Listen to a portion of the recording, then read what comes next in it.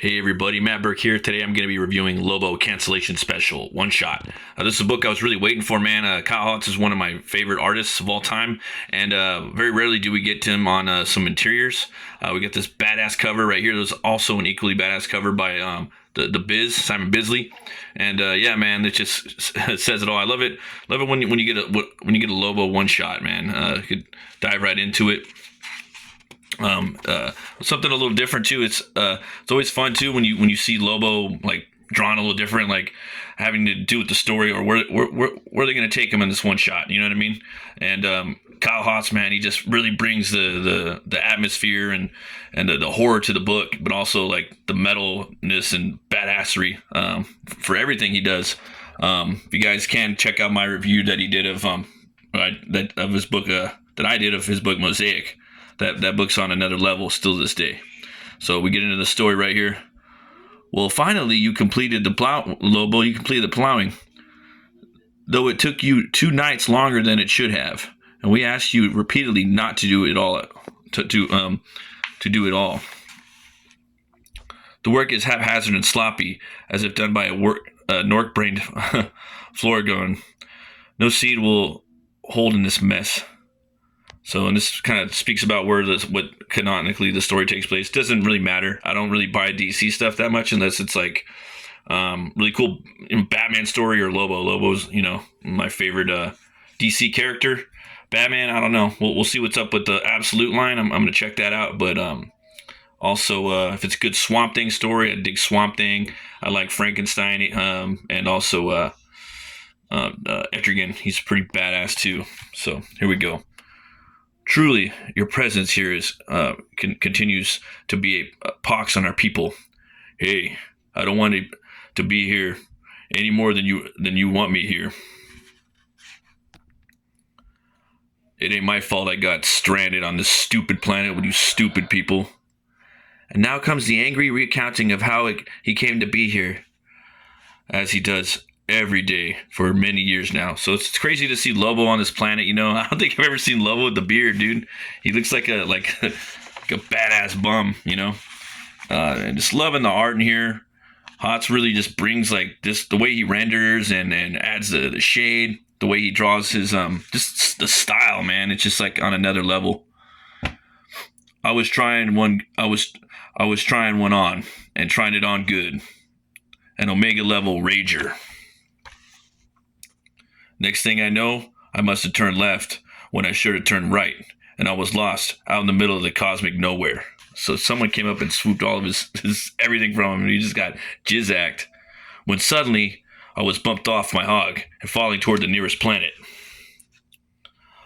All my stuff was on my hog. How those fragging bikejackers snuck up on the main man, I'll never understand. Surely your admittedly powerful inebriation was in no way a factor. So it's just crazy. It's crazy the way this guy draws fire and smoke, man. This fucking another level.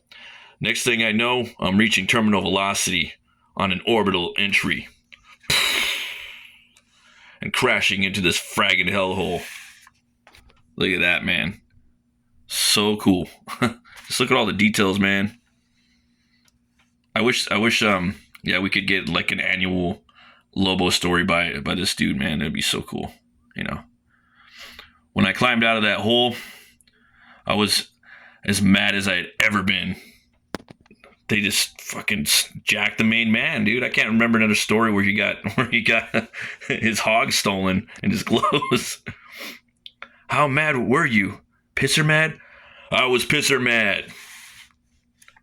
I went on a rampage, killing everything I saw. I tore through this planet for months until I started to realize how primitive this stupid place is.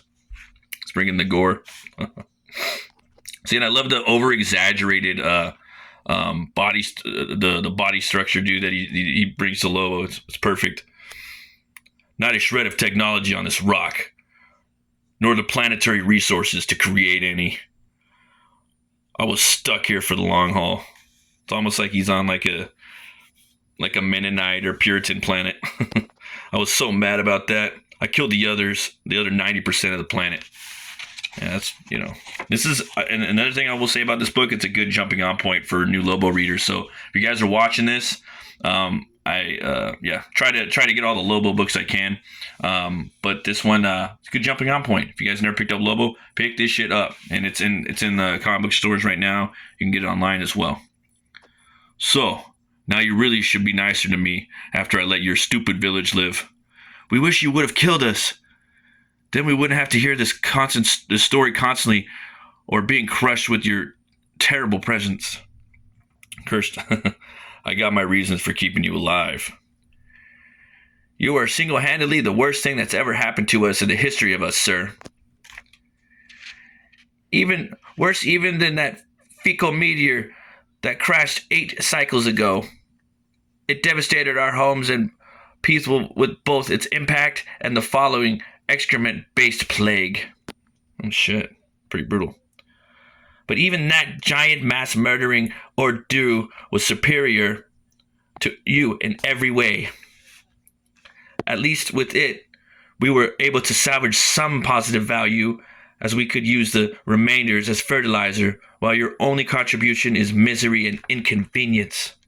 Love the way he draws the hands. He's just like, he's gonna, kind of creepy, but also kind of like he's gonna just strangle somebody or some shit. But yeah, they keep talking shit about him, dude. It's got some funny one-liners and whatnot. Then you see this new planet approaching. Is it a planet? Is it a ship? And they they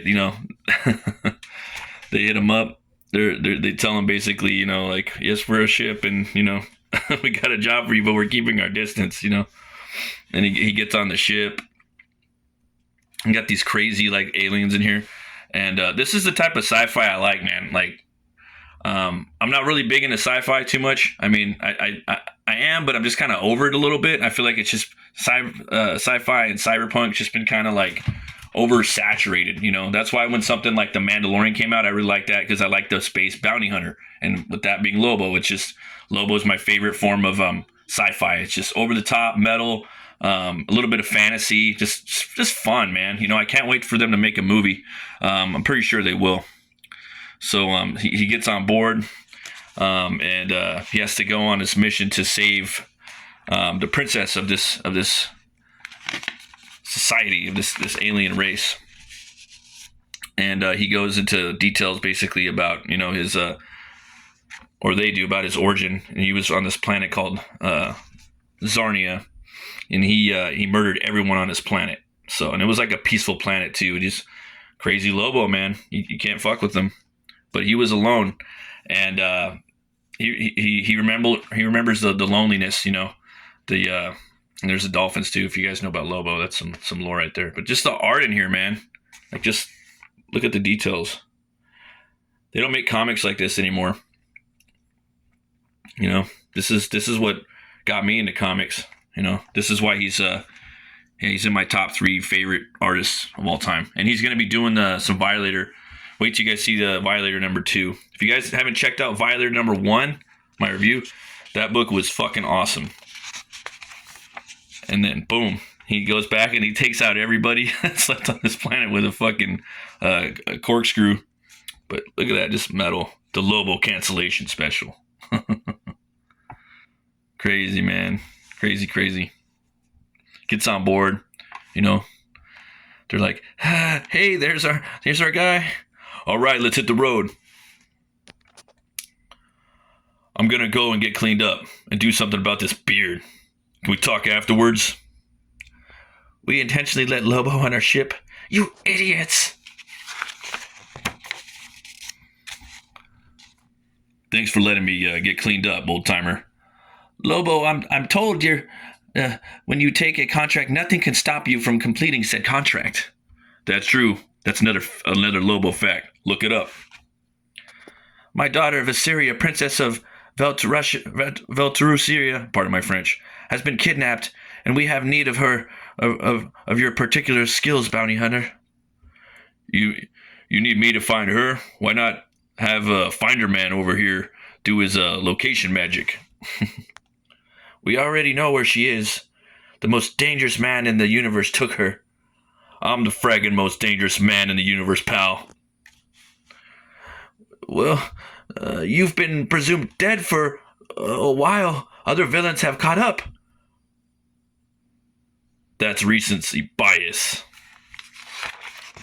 I will say too, in this book, it's got a really funny one-liners at the end, especially the vocal delivery or the lines that Lobo says to this guy right here. Really fucking funny. Really well written.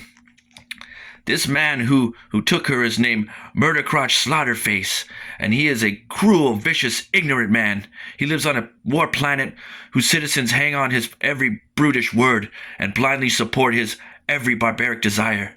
There is no ransom. He has no need or desire for my money. Murdercrotch Slaughterface is fueled only by hate and malice. Those are good motivations, though. I really digging. There's just little scenes in here the way he draws Lobo's face. I think him and Bisley, man, just really killer. Like probably definitely my two favorite Lobo artists. The other cat too. I think he passed away.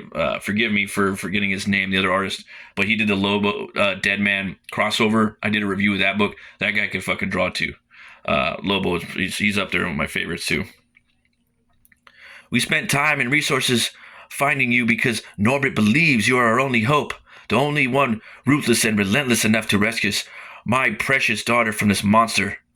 I'll bring back your kid, and I'll show this Joker who the real meanest bastard in the universe is. Doing it. Excellent, hooray! Fetal's jizz. What the frag are those little meatballs on your shoulders? Meat, meat, meat, meat, meat. This part's pretty funny. I thought this was a funny little thing of the story. Those are our puffballs, friendly companion toys. Our people, the Velturians, have some renown in the universe for making these playful and supportive companions. They're like little stress balls. He's like, gimme! He wants one. You heard the man, Norbert. Give him one. So yeah, Lobo's got a little stress ball, you know. That's why we read Lobo, man, for this wacky, funny, you know, over the top stuff out in the middle of the galaxy. Anything goes, you know. And it's metal as fuck. So, it's a scene right here. Lobo asks him, you know, I'm going to need something before I do your job, do the job for you, you know. So, here it is, you know. My calculations are correct. There she is. There's my baby. He's got his motorbike, his hog, his chopper, his space chopper. I miss you so much, my precious sweet and boo-boo. This is unsettling intimate. Perhaps we shouldn't be watching. Fraggin' A, none of my stuff's here. Well, it has been 6 years or so. Yeah, 6 years. Oh, man, it's so cool seeing Lobo come back. It just feels like, yeah, I mean, there was a Harley Quinn Lobo story that was pretty cool, too, that Bisley did. But, man, it's just, I don't know, we just don't get enough Lobo. It's always like his daughter or some shit. And, you know, like, Lobo don't have a daughter, man. We don't want to see that. We don't. And then the New 52 thing of him, that was, in retrospect, man, that was a bad call. I mean, I think it was a cool character, but not Lobo. You know, maybe Lobo's cousin or something. I almost feel that Lobo is in his own continuity in some ways. Excellent designs by Kenneth Rocafort, though. He did a slew of Lobo designs for the New 52. But again, I think all those would have been cool, like, clones of Lobo. Like, what if Lobo went off, he had to murder these Lobo clones? You know, I think that would even be a good storyline now if DC, like, had someone put out a bounty for Lobo to go hunt all the Kenneth Rocafort Lobo clones. I think that would be a fucking dope-ass story. So, writers in DC, artists, there you go. We found your vehicle, though, so now you can be on your way to save my daughter. No, old-timer. I gotta roll up in this and teach these bozos a lesson about messing with the main man stuff and dumping me on the hateful planet. Love the way he just barges in the room right here. Art, it's killer. Love all these creatures right here. So he goes in here. He's looking for the dudes that stole his shit.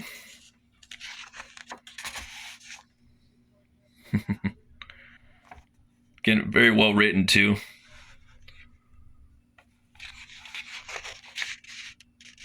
Has a pretty nasty fight right here.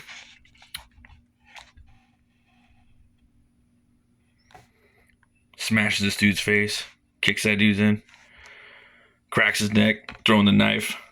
hey jerkwad, you think you can just sit over there and I'm not gonna notice you're wearing my jacket. So there's like the famous bike me fanboy jacket, you know. I'm glad they put that lore in there. Um, yeah, man, this book is fucking metal, dude. I don't want to spoil any more of this. I will say though that like the action hasn't even started yet, you know. Um, and if I were to show you how they took his gear, it'd be too spoilery. I mean, I want you guys to go out and buy this comic. I want more Lobo comics like this, you know. So yeah, go out and buy this book. All right, check it out. I definitely give it two horns way the fuck up. And yeah, it's hilarious. It's action packed. Wait till you see the action at the end. Like, you have no idea what you're in store for. It was unpredictable too, the ending, and it had a good social redeeming valued ending, which is weird for a fucking Lobo story, but it worked perfectly, and it made you really think. I will say it makes you think about how he was when he was a kid, you know. And yeah, great ending. Thanks everybody that's been watching. I really appreciate it. You guys have a great weekend. Always remember to be bold, be brave, and roll the bones to know your role. I'll see you guys next time. Stay fucking metal.